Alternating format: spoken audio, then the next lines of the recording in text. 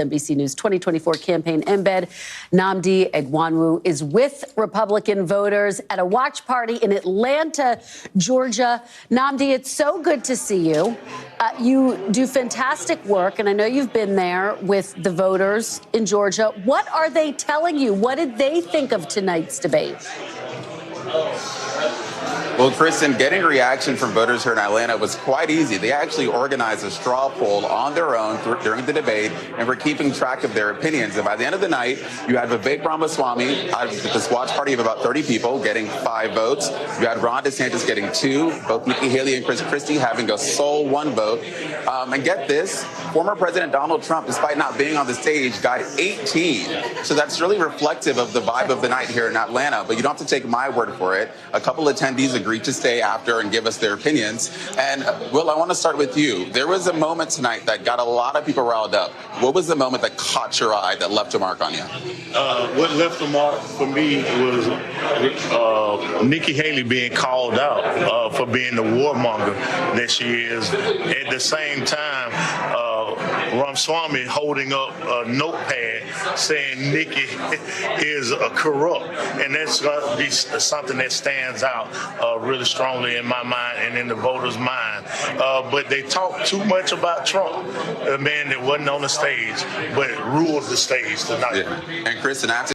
All right, guys, so we got to talk about the 4th GOP JV team debate that happened in Alabama, hosted by News Nation, between Vivek Ramaswamy, Ron DeSantis, Nikki Haley, and Krispy Kreme Christie. And boy, oh boy, oh boy, oh boy, oh boy, I got to tell you guys, there were a lot of fireworks last night at this debate. And I want to talk about one of the biggest moments during the debate, which is the continuation of the beef between Vivek Ramaswamy and Nikki Haley, especially in regards to this issue of foreign policy. Because in past debates, Nikki Haley has responded to Vivek's criticism of her foreign policy by essentially saying that Vivek knows nothing, right? Because he's never had any foreign policy experience, and he basically is a foreign policy novice, okay, that he shouldn't be listened to, even though the things that Vivek has been saying about foreign policy, especially when it comes to Ukraine, have turned out to be true. And ever since then, Vivek has been trying to get back at Nikki Haley in regards to his question about whether or not foreign policy experience actually really matters, considering the fact that neocons like Nikki Haley have a track record of getting foreign policy wrong, okay, and that she is a corrupt neocon war hawk, which was something that Vivek exposed during this debate, as Nikki Haley got absolutely embarrassed when Vivek essentially called out the fact that despite all of Nikki Haley's foreign policy experience, she can't even name 3 regions in Russia that she wants the American troops to go fight and die to protect. And he essentially basically questioned her intelligence on issues in which she's supposed to be some big expert. And let's just say that people like Christie really didn't like it that much, okay? He actually went full simp on stage trying to white knight for Nikki Haley, who clearly did not know the answer to this question despite having all of this foreign policy experience. Take a look. I want to say one thing about the tie to Ukraine, if I may. So foreign policy experience is not the same as foreign policy wisdom. I want everybody at home to note that I was the first person to say we need a reasonable peace deal in Ukraine. Now a lot of the neocons are quietly coming along to that position, with the exceptions of Nikki Haley and Joe Biden, who still support this, what I believe is pointless war in Ukraine.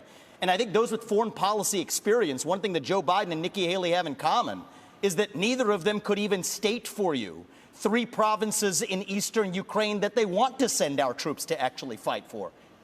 Look at that. This is what I want people to understand. These people have, I mean, she has no idea what the hell the names of those provinces are, but she wants to send our sons and daughters and our troops and our military equipment to go fight it. So reject this myth that they've been selling you, that somebody had a cup of coffee stint at the UN and then makes $8 million after, has real foreign policy experience. It takes an outsider to see this through. Look at the blank expression. She doesn't know the names of the provinces that she wants to actually fight for. And there's her puppet masters right there. The donors right there that are playing her like the puppet masters. Hold on. Let me just say something here. you know, his reasonable peace deal in Ukraine, he made it clear. Give them all the land they've already stolen, promise Putin you'll never put Ukraine in Russia, and then trust Putin not to have a relationship with China. Let me tell you something. That's no That's reasonable. not my deal. That's not my deal, yes, Chris. it's exactly what you I'll said. describe You my do deal this to at you. every debate. I'll tell you exactly what it is. Don't interrupt me. I didn't interrupt you. Okay? You say them this. about how you want to send our kids to die. You Go do for this it. at every debate. You go out on the stump and you say something. All of us see it on video. We confront you on the debate stage. You say you didn't say it, and then you back away. And I want to I'll say tell you what? exactly No, what I said, Chris. I'm not done yet. Well, this now is look. This is on. And here's nonsense. something. This man is spewing. This man is spewing nonsense. Let me tell you something. This is the fourth debate that you would be voted in the first 20 minutes as the most obnoxious blowhard in America. So shut up for a little while. I'm going to respond to that. Chris, your version of We're going to let you respond to that. We're going to let you respond to that. I'll take Let him that. finish. I want to say something else. We're now 25 minutes into this debate, and he has insulted Nikki Haley's basic intelligence, not her positions, her basic intelligence. She doesn't know regions. She wouldn't be able to find something on a map that his 3-year-old could find. Look, if you want to disagree on issues, that's fine. And Nikki and I disagree on some issues. But I'll tell you this, I've known her for 12 years, which is longer than he's even started to vote in a Republican primary. And while we disagree about some issues and we disagree about who should be president of the United States, what we don't disagree on is this is a smart, accomplished woman, and you should stop insulting her. So I'm going to take this. I'm going to take several times over. Yeah, so you seen that, you heard that. Okay, this is Christie going full simp mode for Nikki Haley, who clearly can't answer the question. Now, again, if you are somebody on the left, right, you would call this mansplaining, right? What Christie was doing was mansplaining. Now, if you're on the right, you say it's simping. Again, I think personally, this is just really one of the worst simp moments that I've seen in my life because it was completely and utterly unnecessary considering how Nikki Haley is supposed to be some strong woman, right? She's supposed to be a strong woman. She has ammunition in her heels.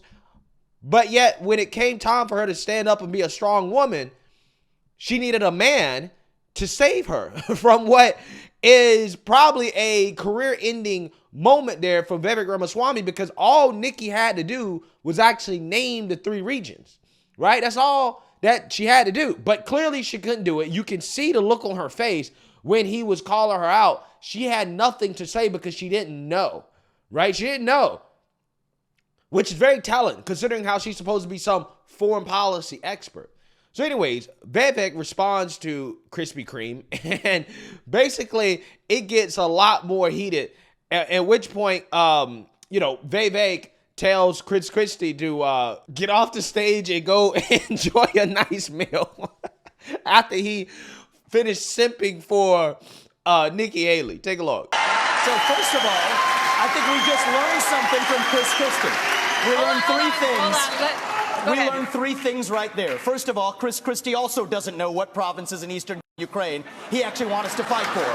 Chris, your version of foreign policy experience was closing a bridge from New Jersey to New York. Yeah. So do everybody a favor. Just walk yourself off that stage, enjoy a nice meal, and get the hell out of this race. When it comes to Nikki, I think if you're going to actually send your sons and daughters to go die in somebody else's war, you better, excuse me, Chris, I'm speaking, and I'm not done yet. I haven't you had heard your a chance, time when you aren't and we're going to be speaking. done. So listen up to this. If these people want to send your sons and daughters to go die in Ukraine, they've been arguing for it for a year.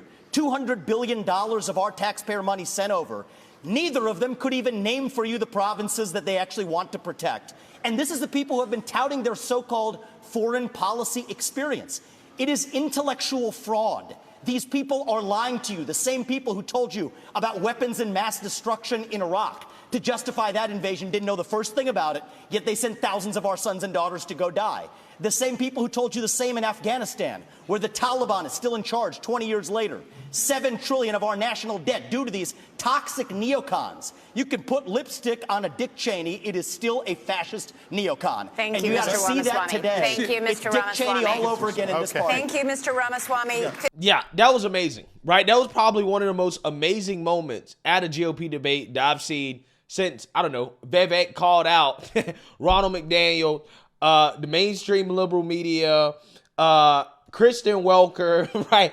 And all these individuals at the same time at the last GOP debate, okay? Vivek is just on fire, okay? And see, again, what I love about what Vivek did is that he exposed these people for the intellectual frauds that they really are, because everybody with two brain cells to rub together knows that Vivek is smarter than all three of those people on stage combined, right? I'm so serious. He's smarter than Ron DeSantis, he's smarter than Nikki Haley, and he's definitely smarter than Christie. I think he's smarter than all of them combined. And these people like Christie and Nikki Haley, walk around like pseudo-intellectuals. I actually think that Ron DeSantis is a real intellectual, right? But Nikki Haley and Christie, definitely not. They walk around like they have so much knowledge because of their experience. But yet what Vivek just exposed is the fact that despite this experience, they don't know anything about the decisions that they make, right? They don't know anything about the region that they want American troops to go fight and die in a war for, right? They know nothing. And it tells you everything you need to know about how their decisions are made. They're not made because Nikki Haley is an expert or that she read up on what's going on in Ukraine and that she knows exactly what's going on there and all the stakes that are involved. No. She has her foreign policy decision because she's been bought and paid for and told that this is what you should support. She hasn't actually looked into herself and said, hey, what's actually going on here? Let me, learn more about this conflict and what's actually happening. No, they've already made a decision in regards to what should be done without knowing a damn thing about it because they're not actually really making the decisions, right? They're not making the decisions. Their decision making is based off what they're being told to say. These politicians are puppets, okay? That is what Vivek has exposed. I don't understand how you can be so passionate about defending another country's borders when you don't even know anything about their borders. It doesn't make sense. It doesn't make sense. It only makes sense in a world where she is being bought and paid for and told that, hey, these are your opinions. This is what you should say.